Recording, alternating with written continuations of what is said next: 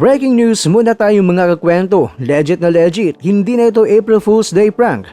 Casimero versus Neri, huspo na ang laban. Mga dahilan alamin. Ito ang kwentong di pa na kwento. Pilipinas para sa mundo. Pilipinas para sa mundo.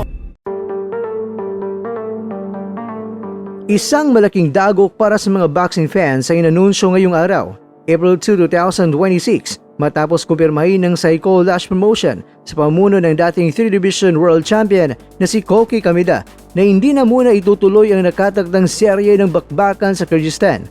Ang mga event ng Saiko Lash Volume 5, 6 at 7 na orihinal na nakaplano mula sa April 17 hanggang 19 ay pansamantalang itinigil dahil sa lumalalang sitwasyon sa aspetong pandaigdig. At ayon sa organizing committee, ang desisyong ito ay bunga ng comprehensive consideration sa mabilis sa pagbabago ng international situation at ang epekto nito sa seguridad ng lahat. Ang aming misyon ay magatid ng excitement at emosyon sa mga fans sa pamamagitan ng Pinnacle of Boxing Entertainment. Pero gayunpaman, sa kasalukuyang sitwasyon, napagpasya naming mahirap abutin ang di kalidad na pamantayan ng Saiko Lash habang sinisiguro ang kaligtasan ng mga buksingero, manunood at staff. Ayon yan sa opisyal na pahayag. At dahil dito, ang inabangang pagharap ng bad boys ng boxing na sina John Real Casimero ng Pilipinas at Luis Pantera Neri ng Mexico ay kailangang maghintay ng bagong petsa. Hindi biro ang mga dahilan na inilatag ng kampo ni Kameda kung bakit kailangang iurong ang mga naturang boxing festival. Narito ang mga pangunahing aspeto na naging hadlang sa operasyon. Una, geopolitical instability. Ang tumitinding tensyon sa pagitan ng iba't ibang bansa at ang kawalan ng katiyakan sa pandaigdigang seguridad ay nagdulot ng panganib para sa pagdaraos ng malaking event sa Central Asia. Pangalawa, travel restrictions. Nagkaroon ng limitasyon sa mga travel routes at maigpit na restrictions sa pagbiyahe ng mga atleta sa kanilang mga team na maging dahilan upang hindi makarating ng maayos ang mga buksingero sa Kyrgyzstan.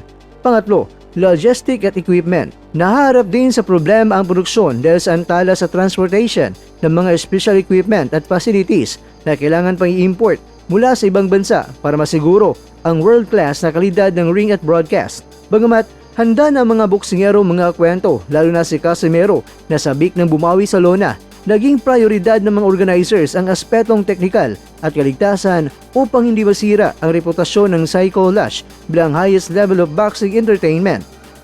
Kaya naman mga kwento, ano na ang susunod para kay Casimero at Neri at yung pang mga buksingero?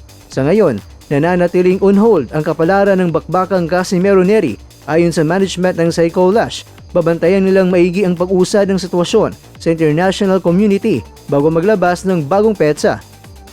Wala pang tiyak na petsa, ngunit tinitiyak ng organizing committee na maglalabas sila ng official announcement sa kanilang website at press release kapag naayos na ang lahat ng paipaugnayan sa mga kinaukulan at kung magiging stable na ang sitwasyon sa Kyrgyzstan o sa alternatibong lokasyon. Mga kakwento, para sa mga taga-suporta ni Cuadro Walas, ang pagkakaantala ay maring magsilbing karagdagang panahon para sa mas matinding preparasyon. Ngunit aminadong marami ang nadismaya dahil sa tagal ng paghintay na muling makitang lumaban ang dating 3-Division World Champion laban sa isang di-kalibring kalaban gaya ni Neri.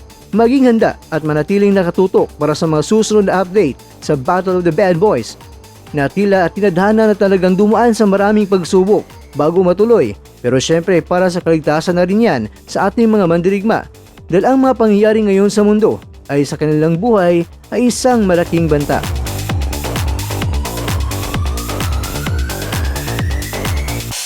Sa bawat suntok, may pangarap. Sa bawat... Mga kakwento, hanggang dito na lang muna ang ating kwentuhan. Huwag kalimutan na mag-like, share at subscribe. Ako po si Mr. Kwento. Ito ang mga kwentong maaring hindi pa nakwento sa inyo. Tayo ng boses ang hindi pa napapansin ng mundo. Samahan niyo akong busisiin ang bawat kwento at bawat sakripisyo ng mga mandirigmang mga Pilipino. Ito ang kwentong di pa nakwento. Pilipinas para sa mundo. Pilipinas para sa mundo.